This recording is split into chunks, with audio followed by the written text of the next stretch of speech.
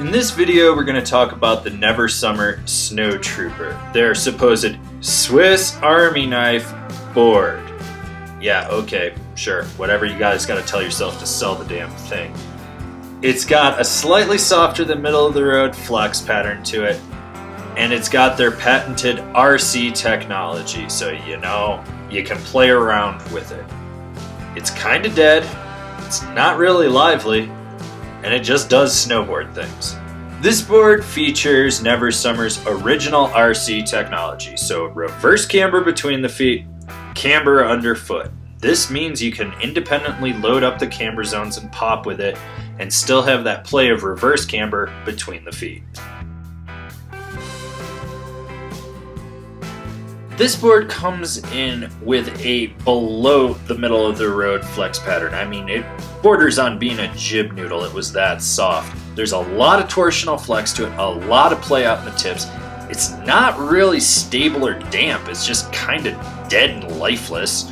Yeah, fucking dead and lifeless like a fish. I mean, a dead fish.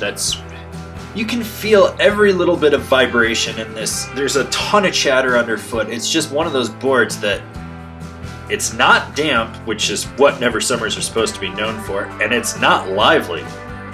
It's just dead. You feel everything with it. It's like a floppy, wet noodle. It's deader than John Cena corn. Oh shit. Don't tell him he's dead.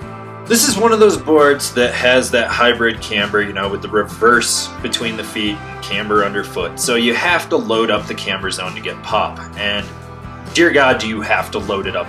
You're doing all the work. This board does not help you get snap. You have to load it to get the pop you want out of it. It's very dead. I mean, very, very dead. It'll pop, but almost all that snap is coming from your back foot or your front foot if you're nollying. It can hit jumps. I don't know why you would, because the lip is doing all the work. You're not getting any extra pop from yourself on it. It's just fucking dead. Well, I'll say the one good thing about this board is how well it butters. This is a board you can manipulate any which way you want. You want to pop into it? Go for it. Just be prepared that you're going to overflex the shit out of this board and it's just going to bend in half. This is a board that you can lean back or lean forward and you're in a press. It's very easy to engage. It doesn't hook up. It's very playful. I mean, if you're learning how to butter, this board would probably be fucking great for it. Jibbing? Same thing. You can overpower this board, so you have to know where the sweet spot actually ends, because otherwise you're going to overflex the board, it's going to slingshot you to the ground, and you're going to cry. And no one likes seeing grown men cry, so don't cry. Needless to say, this board can jib, it can butter. It's not the best, there's no rebound out of it, but if you're learning how, it's fucking amazing. Here's the thing when it comes to carving with this board.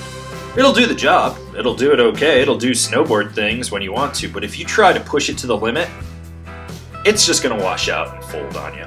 You'll overpower it. It's one of those boards that's very sloppy and lazy. You can just be mellow with your carves. You don't want to be aggressive. If you're assertive, you will overflex this board. And when you overflex it, it hates you, and it washes out, and it buckles.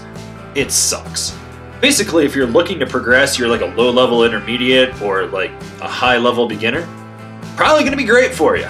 If you know what the fuck you're doing, you're going to hate it. As I've already said, I would recommend this board for someone starting out or that is progressing.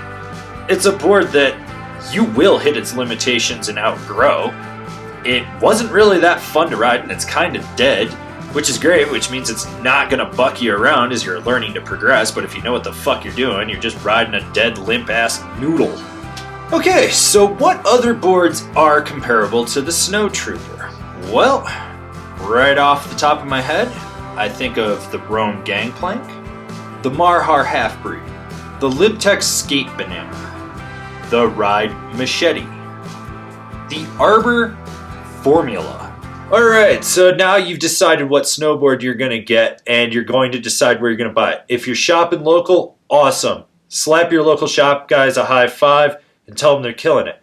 But for those of you that are buying online, why don't you shop from one of the links we have down below? That way you support us and you get a deal on your snowboard. Don't forget to subscribe to our channel. That way you can see all the relevant or irrelevant snowboarding content that we're putting out for you guys. So smash that bell down below, that way you're getting a notification, and I'll see you guys in another video.